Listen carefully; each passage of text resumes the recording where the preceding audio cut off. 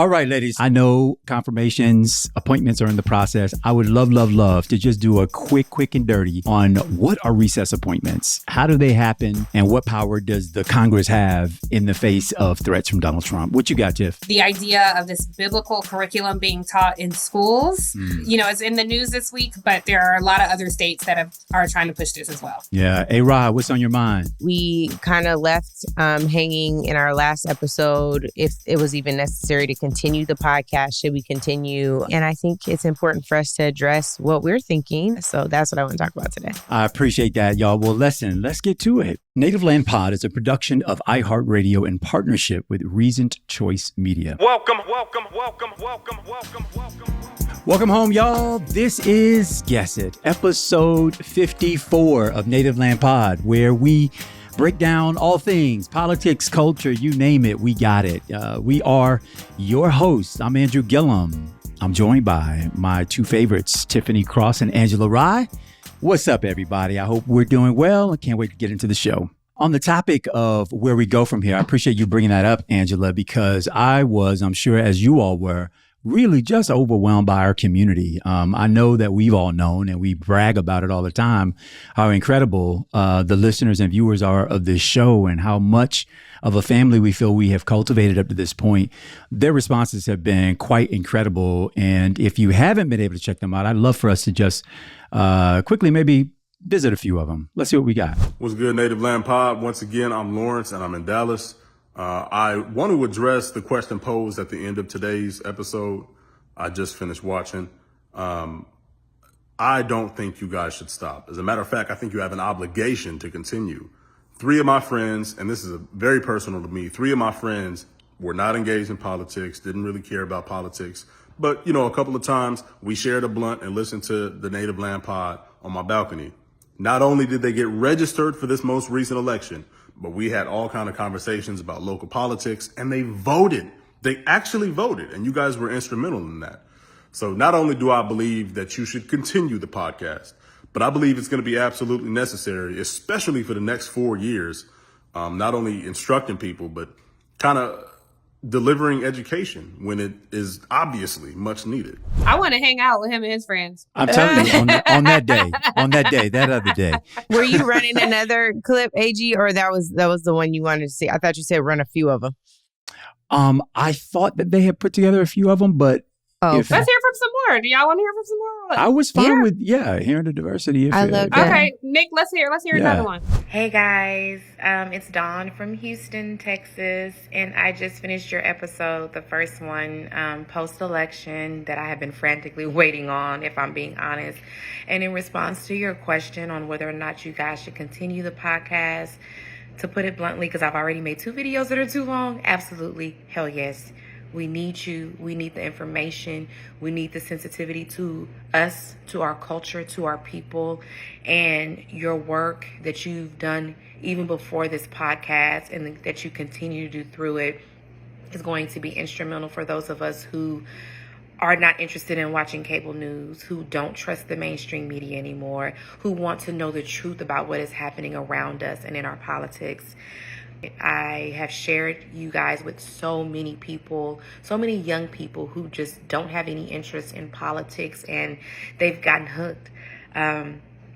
Regardless if you reach the quote unquote masses, the community that is here needs you, and we are fairly or unfairly going to lean on you guys for that explanation, for that guide, for that conversation that is downright uncomfortable at times.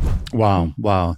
Y'all, I think, as you know, that's a sampling of the many, not to mention the written form comments that have come in. And what resonates with me, and I'm going to toss it over to you, Angela, was the obligation part of it. I actually, how they say in church, you can say amen or ouch. I had both an amen and an ouch in response to that. But I received that appointment, which is you can't bring folks to a certain place and then all of a sudden, like, oh, okay, you got this because, I can't take this kind of stuff right now. That there's an obligatory, component to this. But I'd love to hear what's been moving through your mind, Rai. I'm very emotional. I think that I feel the obligation. I feel frustrated, honestly, with myself because I spent so much time over the last couple of weeks just focusing on the half that I hate right now, like the half of the country that I despise. And I'm frustrated about that because you don't get understanding through frustration and hate. And I think that what I feel guilty about is knowing that there's an obligation to a whole other half, you know, of the country, and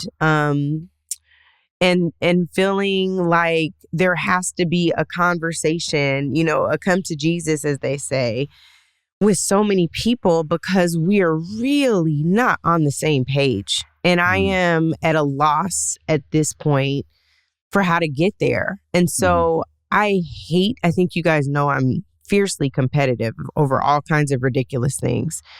But what I really don't like to do is I don't mind saying I don't know. I don't mind admitting I don't know. I hate not knowing for an extended period of time and feeling like the overwhelm of I don't know where to turn to find the answer, right? Like, I don't even know if at this point people will be honest about their reasons for voting for the other side, or if they'll be honest about who they really voted for, because they probably know us or have seen us and wouldn't feel comfortable telling us the truth. So where do you go to solve an I don't know when you're not even confident that people will be honest with you?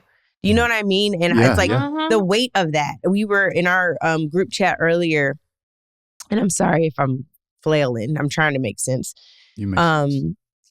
We were in our group chat earlier. And by the way, group chats are now triggering to me because I feel like, are we just another echo chamber where we're in our own bubble? Because now we're all getting off Twitter because now Twitter is going to be the hellscape. And now who are we going to talk to beyond our bubbles? Because we all think at least similar, maybe not the same, but similar. Anyway, I digress. My point is, we were in a group chat earlier and there's this conversation about if the Rainbow Coalition essentially is a thing. Like, are we going to all be able to come together as people of color and do the damn thing? And the conversation was like, no, I don't think it's a thing. And I can't lose that hope. Like, if we lose that hope, we don't have a path, y'all. Like, we really don't. If we cannot figure out how to be in coalition, in solidarity on multiple challenges, on multiple fronts, for multiple policy issues, we are f***ed. Yeah. We are. Like, there's not a nice way for me to say, Dad, sorry, I had to cuss it. There's no other way for me to explain it. We are f***ed if there's no coalition, if there is no coming together for a larger group. There is no path to victory. And I don't want to lose. I don't want to lose. That's real. Well, Tiff, where you at? I am. Well, I just want to say this about the coalition building, because as you all know, I've talked about it on this show and in everything I've done, I have believed in the multiracial coalition. I've always said I have the Fred Hampton approach, like bring everybody along and let's, we align, we can win. I want to caution us because exit polling data is not the most reliable. And we were cautioned in our group chat by that. But what I saw was jarring to me to see so many people of color align with oppressive policies and oppressive issues. And it quite frankly broke my heart. And I have been in the throes of re-examining my entire worldview around it. And I haven't landed in a place. So I would love to thumbtack that because I think that's something that when we have some actual data, I would love to discuss. Right now, I'm like, don't talk to me right now. Like wait until I see the data. But right now, I am not building coalitions right now. Right now, I need to be in the safety and comfort of my community. And I hope, to Angela's point, that we can get to a place, and give me a few months, I hope we can get to a place where we can lock arms and build. I want to say, too, though, about hating or despising, one half of the country. I don't believe it's one half of the country. I think we have to consider how many people actually participate in the voting process. And so of that small group of people, sadly, it's a small percentage of Americans who actually vote. Half of that chose to vote for Donald Trump for president. And I'm okay despising them. I think, Angela, you have to give yourself some grace in that too. You go through your process, your process of grief and emotion and everything you're going through. But, we cannot always extend an olive branch to bigots. We cannot always come to an understanding with people who either adopt racist beliefs or are okay with racist beliefs. I don't know how the two are different.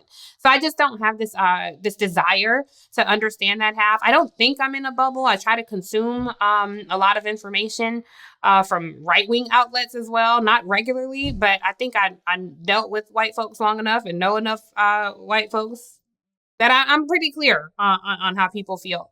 The people of color piece is something that I have curiosity about. So I just am so grateful that people do respect and have happily and joyfully joined the community that we built here. Like I said, it's not a podcast. We built community. I think that's reflected, and I think it will be reflected in this political cycle. I think we will see, we saw a huge spike in people tuning in to this episode. We saw a huge spike in people who watched our MiniPod on what happened. I think those numbers will continue to grow exponentially because the news media has painfully failed everybody. And so people are going to different sources. And so I'm honored to share a space with you guys. And I take the responsibility very seriously. Mm-hmm. And so when we are here, I want to be sure that we are presenting the most clear, accurate information, that you guys get to hear a diverse perspective. Y'all see, we don't agree on a lot. This here, I do not think is an echo chamber. I think we have very different opinions, perspectives, things that we bring. And so I just want us to continue to grow personally, professionally, and grow our audience in this space. And I'm thankful for the thousands, literally thousands of you who reached out to us over the past week to let us know what you meant. And I think it was heard from here to iHeart executives and all across what a value this show is. But most importantly, our conversations with you, the audience, is what we value the most. Yeah, I'll just quickly say, because I know we didn't bright line this as a major topic, but both of what you said, both of your perspectives resonated with me. And to dive in just real quick with you, Angela, this whole idea of not knowing, I've really wrestled with this. Like, can I be so disconnected from a set of people, perspective, lived experiences that things still stun me in the political space, which I thought, and I think probably for the three of us, we have had at different points in our lives pretty strong commands of and on. The other thing that has really vexed me is this, data that's showing that, we had 2 million fewer Democrats turn out to vote. Independents outperformed Democrats. There were first more Republicans who voted, second more independents who voted, and third Democrats. That's unforeseen in the history of this country. And so part of what I hope, and I take as part of our responsibility, is to deepen into what's going on within our own house. What is happening within this space where a lot of us share ideological family perspective, that 2 million of us felt like we had no motivation between 2020 and 2024. The threats weren't clear enough. The reality wasn't, bright enough for us to even bother to engage. The other thing that I did not seen enough, I was just saying, or not seen enough, seen it. Correct. So that's the other way. That's the other way to look at it. House, though. When he's talking about Democrats, that's true blue over there. Meaning where ideologically there's greater alignment with this group of people. I think it speaks to this whole, not rainbow coalition, but sort of people of color coalition, which, as you all know, I have been very suspect of, given my experience in Florida, of whether or not that's ever really been a real thing. And moreover, my true belief being that power is what turns people on people. Once you get access to it, your proximity to it makes you begin to otherize. It makes you, I mean, we had Latinos being interviewed. I saw this example of this Latino family where the kids were playing with the neighbors. Both of them had Trump signs. One family were, of Mexican orient. The other was a white family. And the kid from the white family told the Mexican child to go back to his country. And then the neighbors got into a fight. And he thought they were in shared community, but in reality, they were not in shared community. All that being said is there's so much to explore here. And I think we've got to, in this moment, be more curious rather than judging of what is happening. I'm trying. And that will have to be a choice. It's a choice that any of us can make. But I do think that the way forward is going to be curiosity, asking some tough questions, being willing to be proven wrong or right, or to have a new perspective shown to us. That's where I think we kind of are right now. But I just want to double down on thank you to the listeners. This is a community. We consider us fam and family. And I'm looking forward to exploration. Going forward, if I had a word for it, it would be exploration. Well, Y'all, let's take a quick break, and when we come back, we're gonna hit another topic.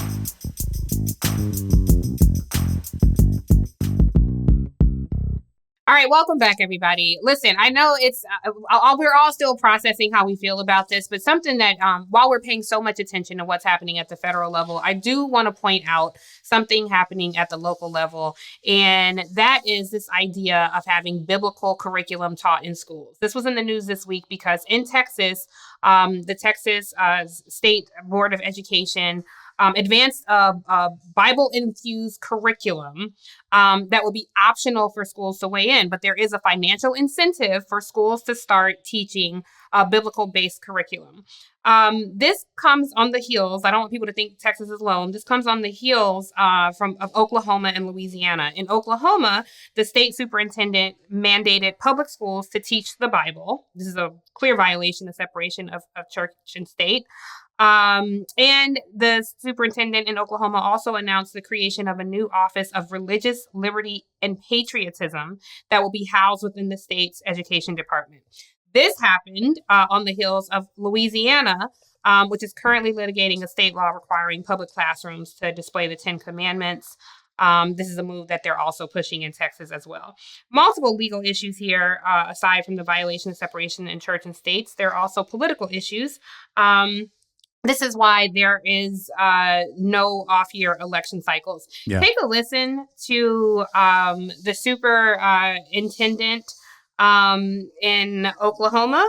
And then on the other side of that, you're going to hear from a woman who is advancing, supporting the bill in Texas. And I'll address what they say on the other side. Every teacher, every classroom in the state will have a Bible in the classroom and will be teaching from the Bible in the classroom. They serve not only as moral guidelines for the individuals and for society, things like do not murder, do not commit adultery. These are things that help to create a thriving community and a thriving nation. All right. So you guys know for years, probably the past 2 or 3 years, all we heard from parents and activists at these school board meetings was about mind your business and let my kids learn what I want them to learn. That's right. So I just want to remind you what we were hearing when it came to issues like CRT. Nick, let's roll that sound. The DEI program is a Trojan horse that will bring in a slippery slope that will ultimately end in critical race theory, white repentance, and the McDonaldization of America's students. Please get back to just teaching our children math, science, factual history, equity of opportunity, and teaching them how to think and not what to think. So the hypocrisy Hypocrite. of it all. Right, Hypocrite. exactly. Now think about if your child is Muslim or Buddhist or Jewish and they're teaching from a Bible, the part of the Bible that you don't necessarily believe in. The hypocrisy when it comes to these moral issues, not after you just elected the pussy grabber and chief, not after you just put up someone who was accused of sexual assault with teenagers, Matt Gaetz, for attorney general. Also, maybe focus on the issues in your own district. In Texas, this year, Texas has the 6th highest rate of bullying and the 8th highest dropout rate in the nation. The state ranked 34 for its median ACT scores and 40 in nationwide ranking of SAT scores. That's according to website Wallet Hub. Oklahoma has been ranked 46th in the nation in overall child care well-being, 49th in education. That's according to the Annie Casey Foundation. Louisiana is in the 50th spot for the 2nd year in a row in rankings for the state as a whole. It ranked 47th in education, 46th in healthcare, 49th in the environment, and 49th in infrastructure, 44th in the economy.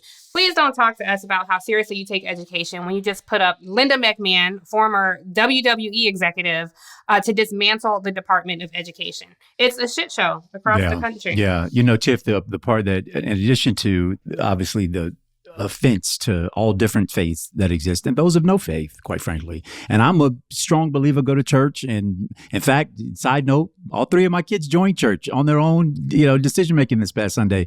So I'm not anti-religion, but I don't trust these folks to teach my children about values. I mean, what you just listed is exactly case in point why we wouldn't want to. But these are also the same people who use the good book to justify enslaving another people. So you can take this thing, you can twist it, you can use it so that it beguides people toward your dominance in society. But you are extracting from public education legitimate histories of our people, of this country, of this nation. And you expect that I'm supposed to now hand deliver over my children for you to now subjugate them again to second-class status? No, thank you. No, thank you. And Tiffany, you're right to point out that this is the type of stuff that's creeping in our states that quite frankly end up being the exact kinds of legislation that are rolled out at the federal level with members of Congress because it's already been planted in the states. They're just 2.0, version 2.0 to infect the entire country. So if you're in a place around the nation where you think you're not impacted by this stuff, you just wait and see. They may be coming for Texas, Oklahoma, Louisiana, and states like mine, Florida, even Georgia and other places. But they may be up your street later. I just think it's crazy, but I'm really glad that we are putting a spotlight on it. But also that's why there's no off election years. Like these things are happening at school boards. So that's why it's important to have, for parents especially, have a presence at these school board meetings. And this is how local politics impact our federal politics, because a lot of these shitty policies start at the local, state and local level. That's exactly right. Maya Angelou in Florida being banned all across the state by school boards, right? Yeah. They're banning Ibram Kendi, everybody. #1 book banner in this country, yet they want to introduce the Bible as curriculum for morals. Okay, we'll see. All right, y'all. So we've heard of late a lot of conversation about recess appointments. If Donald Trump doesn't get his nominations through the confirmation process of the U.S. Senate, that he has a fallback strategy to appoint these folks up a recess. So what is it? First of all, I want to acknowledge our listeners are brilliant, bright, highly sophisticated. But for some of us, we may not have pulled back the layers of like, what's the possibility around this recess appointment?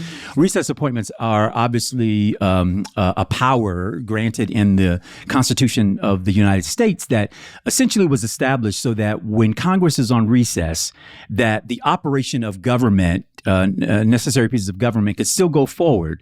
So when back, obviously, during the time of its framing, it took, up to 2 months for members of the Congress, the House and the Senate, to travel from respective places around the country back to D.C. to make decisions. Well, in that critical period of time, you don't want a president being handicapped or any agency not being able to do his job because a nominee hasn't been confirmed, which created the opportunity for that president to make an appointment temporarily of an individual for a position that would otherwise have required confirmation by the United States Senate. Through court litigation, it was established that a recess has to last for a minimum of 10 days in order for it to be an official recess. Some of us have heard Mike Johnson, the presumptive or expected Speaker of the House and current Speaker of the House, say that he'd be open to recess appointments. And you might ask yourself, well, what does the House Speaker have to do with recess appointments? Good question, because it's a confirmation is a responsibility of the Senate. Well, there is a little known section of the U.S. Law, the Constitution, that provides in instances where one of the houses of Congress wants to take a break longer than typical, it must be agreed to by both the House and the Senate. Well, if the Senate says we're not going to go with these recess appointments and we want to see every nominee and go through the confirmation process, its prerogative can be upset by Speaker Johnson putting on the floor a resolution that says the House wants to go into recess for 10 days. If it then goes over to the Senate, if it passes the House, the Senate can then say, no, we disagree. And in instances where they disagree, the Constitution provides for the President of the United States to decide and disband that Congress for its recess, giving Donald Trump the opportunity, were he president, to have Mike Johnson put forth a resolution for a recess, the Senate to deny that, and then for Donald Trump to recess the Congress and make his appointments over a recess period. Obviously, this is not a practice that has been heavily utilized in our past. Actually, only once has a cabinet member been confirmed that way. But Donald Trump, obviously, this would have been during Clinton's administration, if I'm not mistaken. And it was only, recess appointments, of course, only last for a term, which means once the Congress recesses and comes back into another term, which is typically a calendar year, that person is no longer in office. But of course, the president could then repeat that practice for 4 years and continue to have people reside in those offices via recess appointment. So what happens then? Because this is where I'm confused about the process on the Hill. So right now they're looking to fill Senator Majority Leader, outgoing former Majority Leader, Senator Mitch McConnell is retiring, and they are looking to fill that position. So Republican leadership. And Donald Trump has said this person has to be okay with recess appointments. So let's say they tap somebody who is okay with recess appointments. Thune. Is that all it takes? They've elected them. They've elected them. So Thune is now the majority leader. So if Senator John Thune is like, I'm okay with recess appointments, does that mean that then in the recess he can confirm all the positions that need recess appointments? Presumptively, if the U.S. Senate were to take a 10-day break, of course, Donald Trump would need to be president. He's not president. These nominees are not official until they are post-inauguration. Correct. But theoretically, the Senate could go on a recess. Now, there are some procedural ways in which Democrats can attempt to upset, but eventually the majority can decide to take a recess. How can the Democrats upset? There are and Angela, you may be able to weigh in here too as well, but there are various procedural ways in which they can delay through requesting and requiring more votes, requiring hand count votes, or individualized votes. These are delay tactics. But the majority, which they have, presumptively 53 is what is expected. 53 or 54? 53 seats, I think. Majority in the United States Senate, they'll have what is required to go on recess. Right now, I also want to tell you, Tiff, because I know it can be confusing, and I hate this. I hate this for the listeners as well, because it's important we know it though. Of late, the current precedent has pretty much been that the United States Senate doesn't take much of a recess. They technically have been staying in session and bringing a local or a U.S. senator who is in close proximity to Washington. In this case, if Republicans are in charge, I think West Virginia is probably going to be the closest. And they would have that senator come over and procedurally do some action on the floor that is of no import, simply to say that the president cannot make any recess appointments because we have not technically gone on recess. That's been the operating mode probably since Clinton's time in office. Republicans have feared recess appointments and have kept the Congress, have kept the U.S. Senate technically in session to avoid appointments over recess. Angela? I just want to fact check this really quick, because I didn't think that was true about Bill Clinton being the last one to use the power. So for cabinet member. Oh, for a cabinet member. I didn't hear you say that. Okay. Yeah, cabinet member. So for the other folks that heard it like me initially, President Obama also used the resource appointments to confirm 32 people, 28 of those in full-time positions. George W. Bush used it 171 times. And again, as you know, Angela, the president has over 6,000 appointments, but only a limited number, obviously, of the cabinet or ones that they make cabinet level. And then Bill Clinton used it 139 times. These are for full-time and part-time positions. President Obama mostly used them for undersecretaries, for the deputy U.S. trade representative, and deputy attorney general while he was in office. Yep, so and a lot use them for ambassadorships as well to avoid the confirmation, process. And I do want to make clear, or to expedite when you're being held, captive by a Congress that doesn't want to work with you. So it's not just to like obfuscate a process. It's also when they are obfuscating the process. Correct. That's And those have been the most regular uses of the recess appointment. However, at the cabinet level, again, these are people who are in the line of succession. Yeah. Right. The president goes, vice president, speaker of the House, so on and so forth. So these are cabinet people. These are people in the line of succession constitutionally who are basically being routed, in run around the confirmation process. And I just want to make sure that we're all, listeners and us, are all aware that this is what the recess appointment is. It has not been abused before in this way for cabinet level positions. But there's no telling what we can see through Trump. So I think I understand what y'all are both saying. I guess my question is, for all of these people who are clearly problematic people, is there any chance that some of these people won't get confirmed? Because I feel like the Republican Party will just fall in line with Donald Trump. My outlier, I think, is Matt Gaetz, who's obviously up for Attorney General, just because he made so many enemies within the party. But we've seen this time and again where people are like, no, screw him, and then they fall in line. So I don't know. Angela, and Andrew, you got a thought? I think Tiff was still asking her question. Oh, I'm sorry, Tiff. Well, I just really, I could toss it to Angela because I want to hear her answer. But I just want to say, Andrew, I know you were in college at the same time as Matt Gaetz. Lord. Matt Gaetz, rather. And we didn't get a chance to talk about that. But yeah, I'd love to hear from you, Angela, on, is there any stopping this? Even outside the party, is there any stopping any of these cabinet members? Here's what I really think is important. And before we get into what I really think is important, I really think we should go to break and talk about why this is not normal and why we should not normalize it. So let's talk about that on the other side of this break. Bet.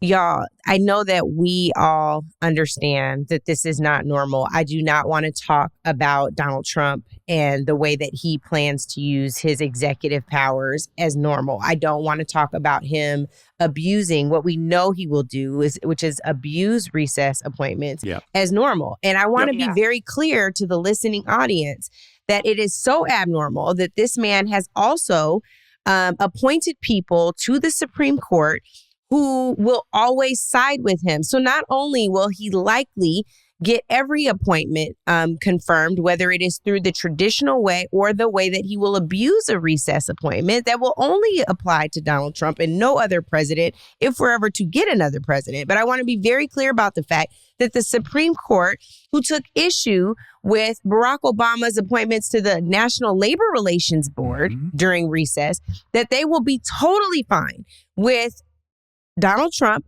confirming and getting confirmed all of these crazy people, including a WWE exec and including Matt Gaetz. So I just wanted to be very, very clear.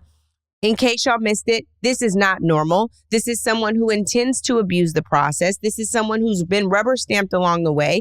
I think part of my trauma this week is seeing every single one of his criminal cases falling off. Yeah. And there are people that are diehard supporters of Donald Trump who are like, oh, it's God's favor. No, it is not. It is white supremacist privilege that only applies to this man. And I cannot figure out why. It's again going to spiral me to I don't know, and I can't figure out why. So I'm going to table it there. But please, Andrew Gillum, while we have a feckless attorney general named Merrick Garland who won't get anything done except for targeting Black elected officials, won't get anything done around Donald Trump, there are thousands of January 6th insurrectionists, by the way, who are arrested and have caught cases, but their leader did not because Merrick Garland sat there and watched. But please tell me more about why a child molester could be the next attorney general of this country. Please tell me more about that. And not just AG. I'm screaming because it's not normal. Okay, I'm not yelling at y'all. I'm no fan of the current attorney general at all. I mean, no, but this is the thing. We have to go from this dude did not get it right to now we get somebody that is a complete nut basket because he's pledged blind allegiance to Donald Trump. That's what we're up against. We have somebody who actually is capable and understands the law and all that, but doesn't use it to ensure that this country is protected from this maniac. This is mind-blowing to me. We normalize everything. We got to treat everything as normal. Andrew, I'm triggered back to last week when you told me just don't go to inauguration. But Jesus, when you treat everything like it's just business as usual, you get this unusual, crazy business, and now we're all going to jail. Go ahead. Tell me. Can I just really quickly, Andrew? I just want to say that Matt Gaetz he's been accused of having sex with 17-year-olds. We called him a child molester, but he's accused. He has not been convicted of that. He is accused of being... Take it out the thing. But Matt Gaetz is not saying he's attacked Andrew personally. That is factual. He is not sane.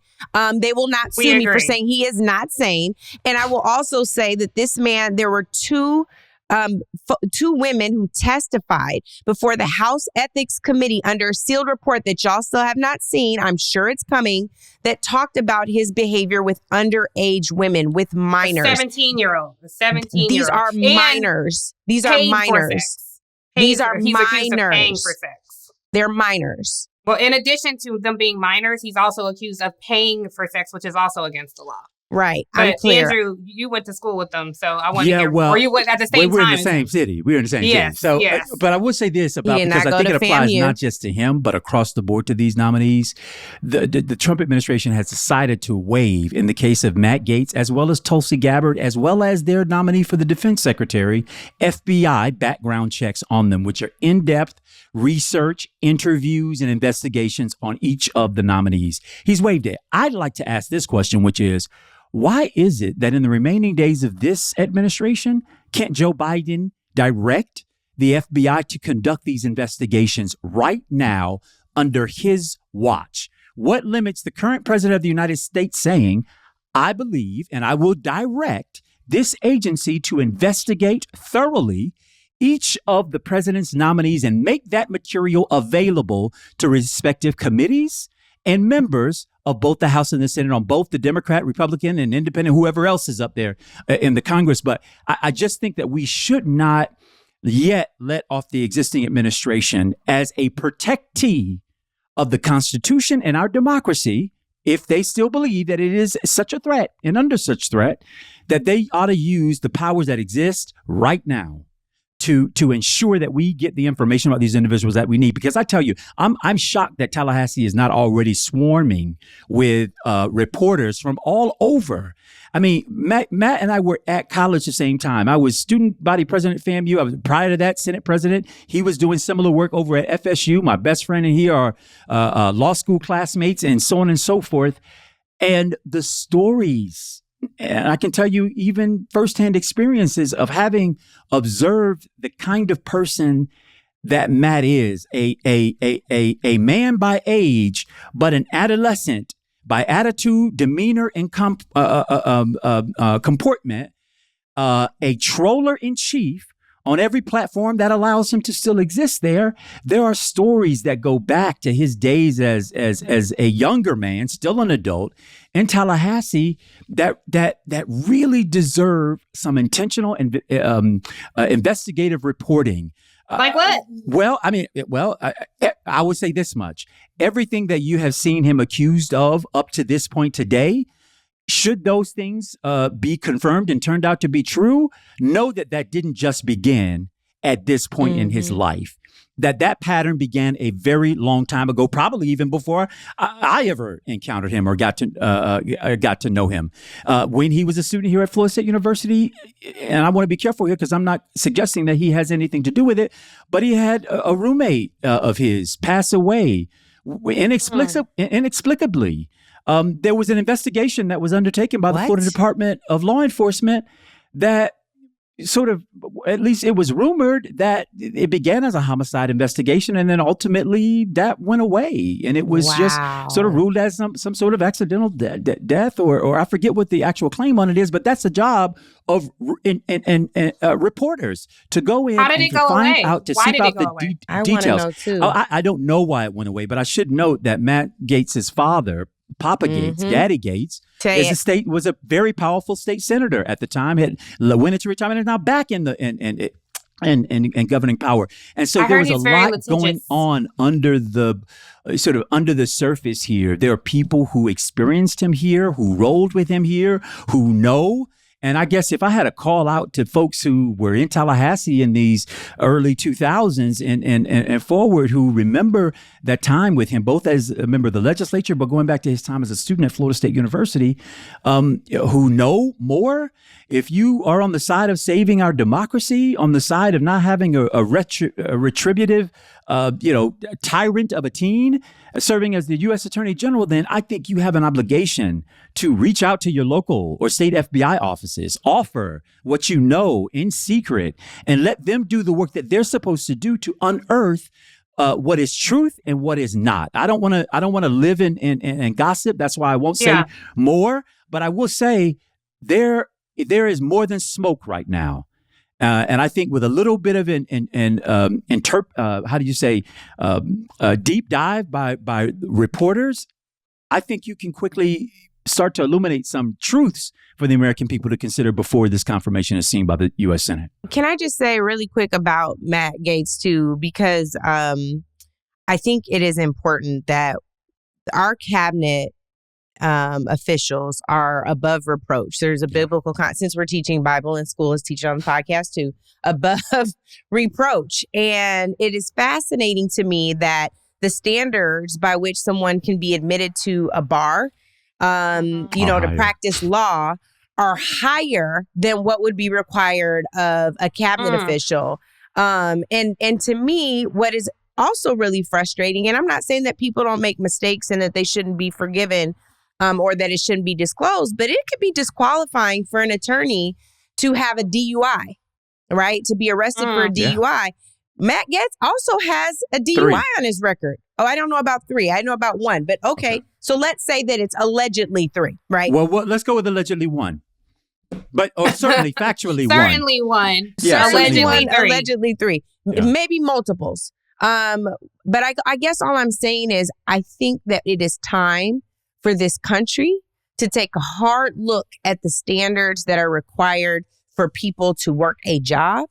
Why is it easier? Why is the bar lower for Donald Trump to become president than it is for someone to work at a regular 9-to-5 job? Why is it easier for someone to become the Attorney General of the United States than it is for someone to be admitted to practice law at a state bar? Those are some of the questions that we should be asking ourselves to remind ourselves that this is not a normal time, that it is abnormal, and that we should not accept this type of abnormality. Yeah, I just echo 1,000 times. Andrew, can I ask you a quick question? Yeah, please. Yeah. Okay, I want to talk about this Phyllis Schlafly character he got running the White House.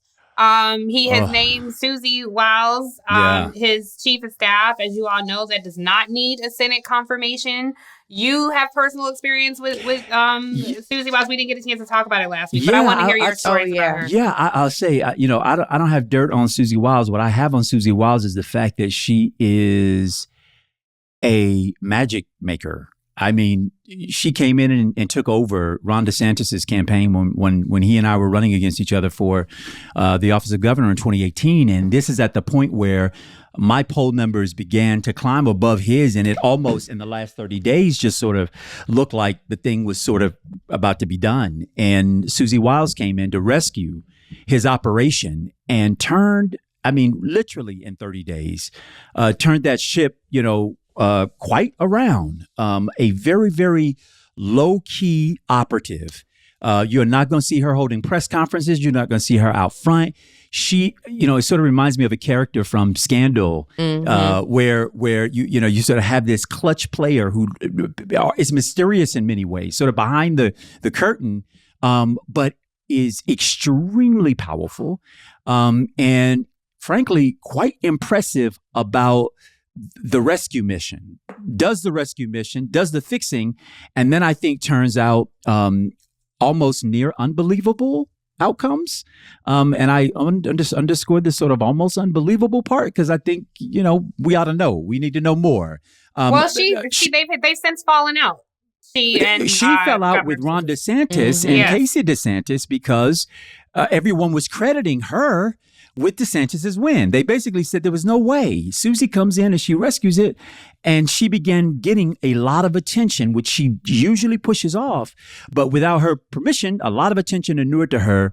The DeSantises reportedly did not like that at all, and summarily dismissed her from her role at the Republican Party of Florida.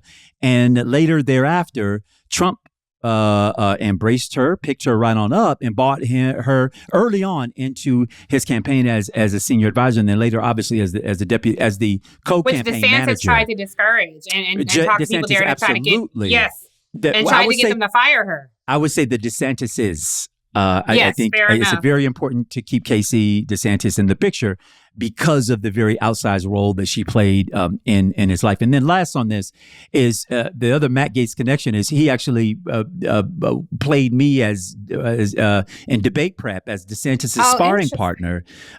It's quite interesting because my team, advisors and staff, always shows women to play the role of DeSantis during my debate prep, which I don't know what that was about. I didn't question it at the time, but we nonetheless, all know what it is. He supposedly played me as if in preparing DeSantis for debate.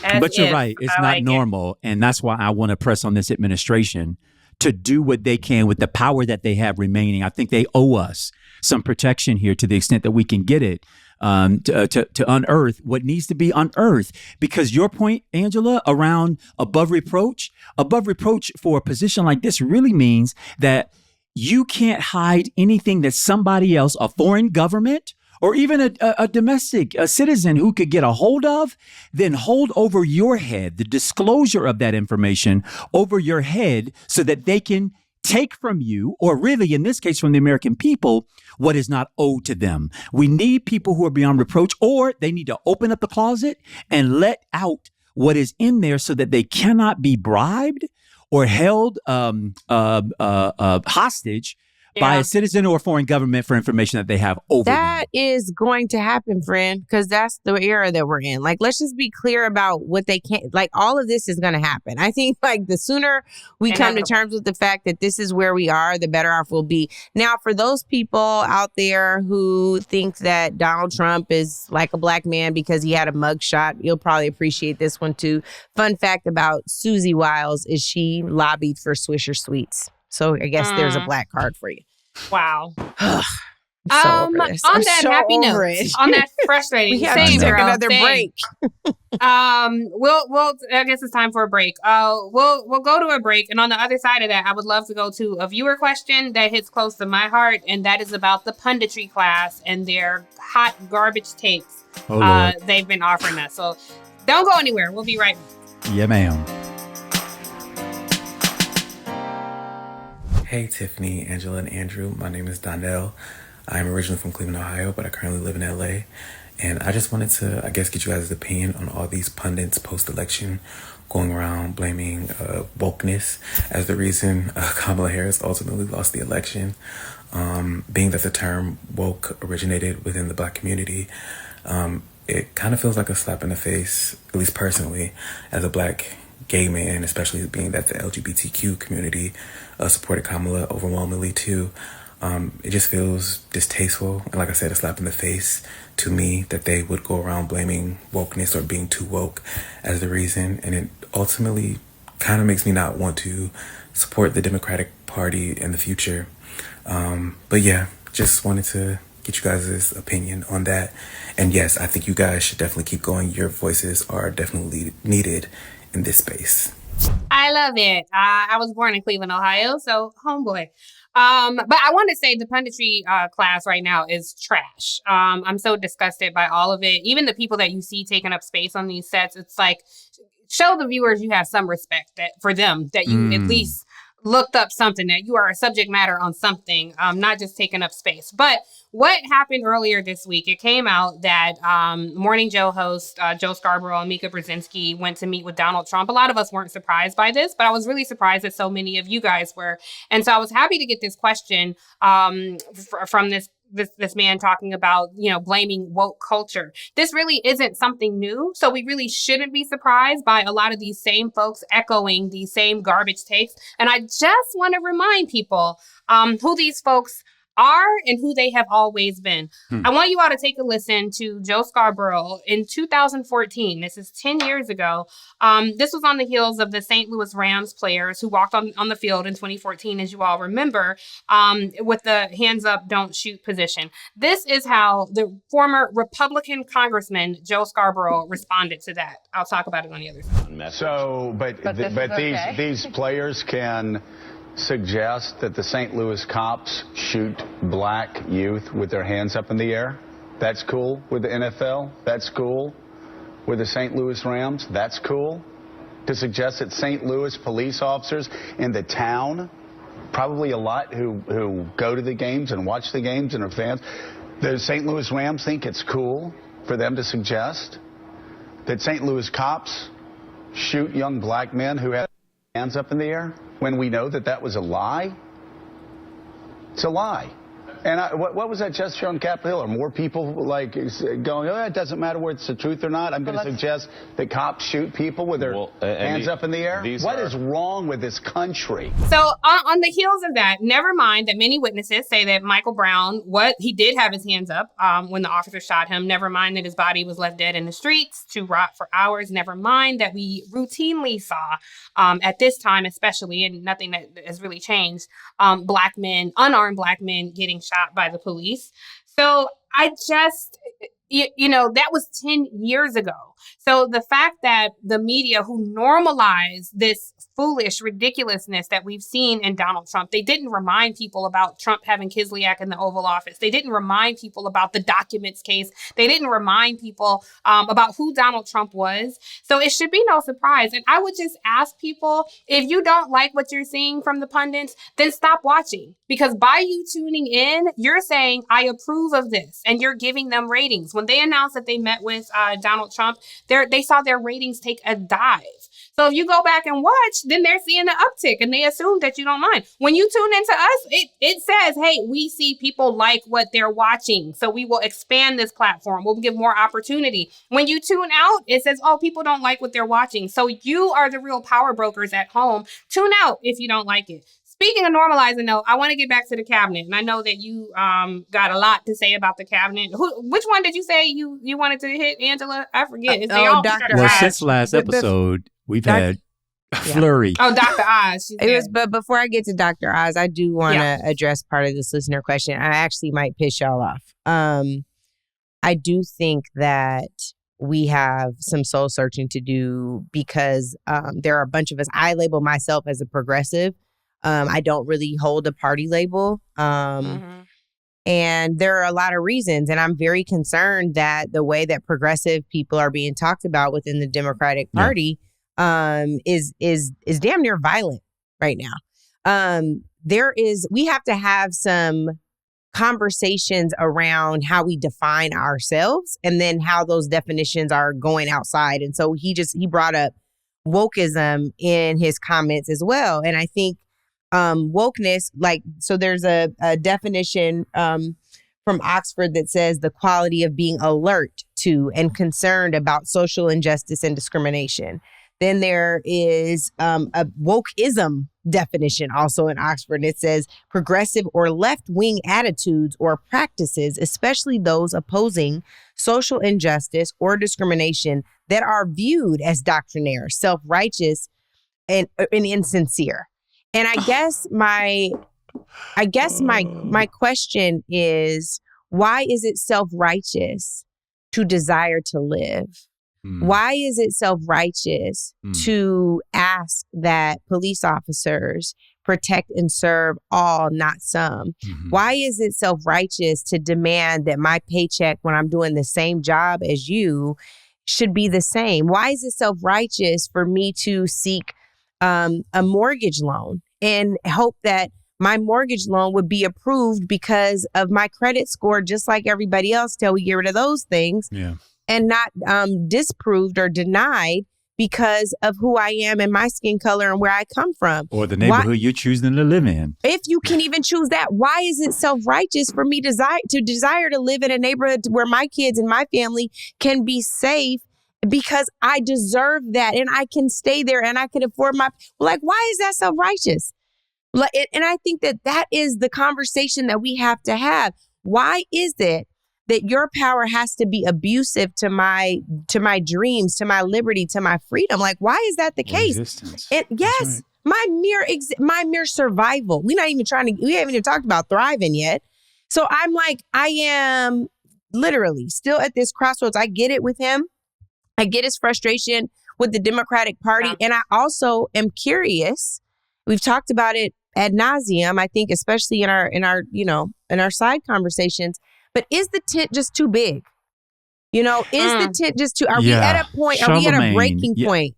I remember that's one of the few things that stood out for me for election night was when we were with the Breakfast Club. I think it was Charlamagne who said, "Is the Democratic tent just too big? Can you meet all those needs?" And it sat with me, y'all, because one, I think this tent that we are describing as a big tent and then therefore representative of a shared philosophy has always been a bit of a pipe dream. We have the Democratic Party has a lot of constituencies to serve.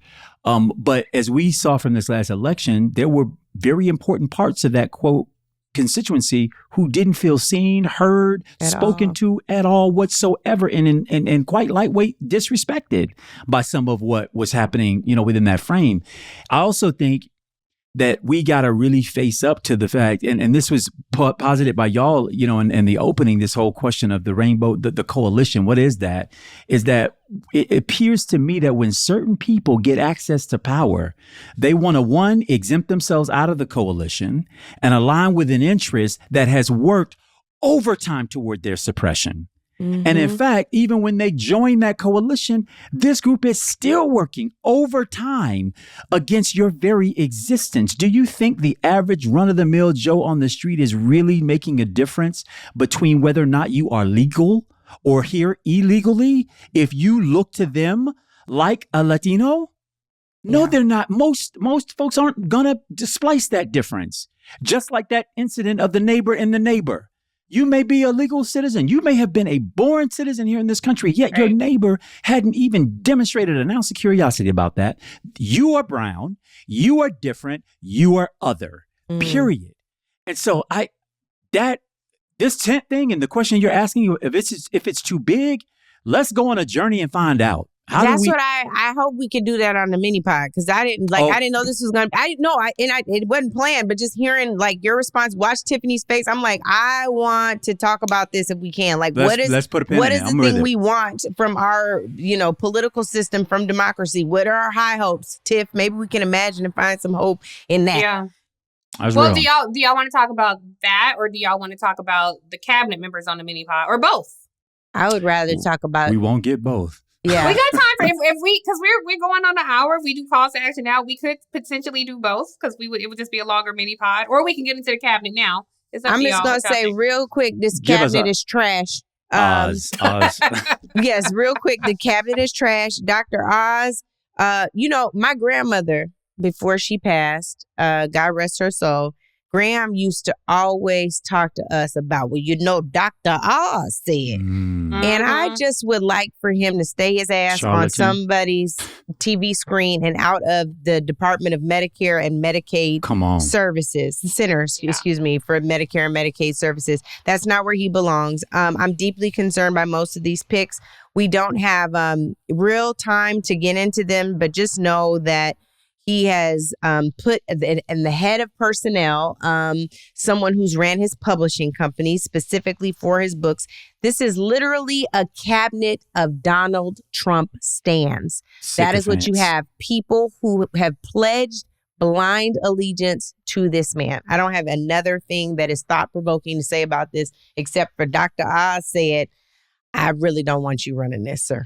I'm telling you, but it's almost right? A president who told us to drink Clorox or bleach or whatever he said to put this man over Medicare, Medicaid. Y'all, these folks are not playing. And the truth is, you said it last week, Tiffany, that trying to call out Donald Trump and follow him from a news perspective is like trying to catch confetti, and it's impossible, right? You can't catch all the pieces. And I think one of the things that we're going to be challenged by, y'all, over the coming weeks and months for sure, but years, is how it is that we create a new system of alert with his actions. We know it all falls in the category of this ain't normal, but if we run around with our hair on fire, people are not going to know when to activate. And when we all know this for truth, that people can't stay activated 24/7. We have to sleep in shifts.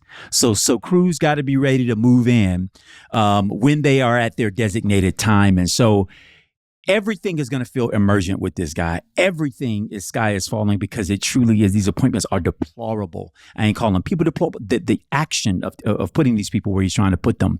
But there may be different points at which there may be calls to action for us to intervene in some ways to do some things about it. And just because it's not called on everything doesn't mean that everything isn't important or a threat. But we're going to have to calibrate ourselves as we take in what's happening to make sure we don't run people around this country with their hair on fire, but rather to start to be able to put this stuff into some perspective, given what we're going to have to deal with. That's all my thoughts on that. Tiff, you want to take us to CTAs? Yeah.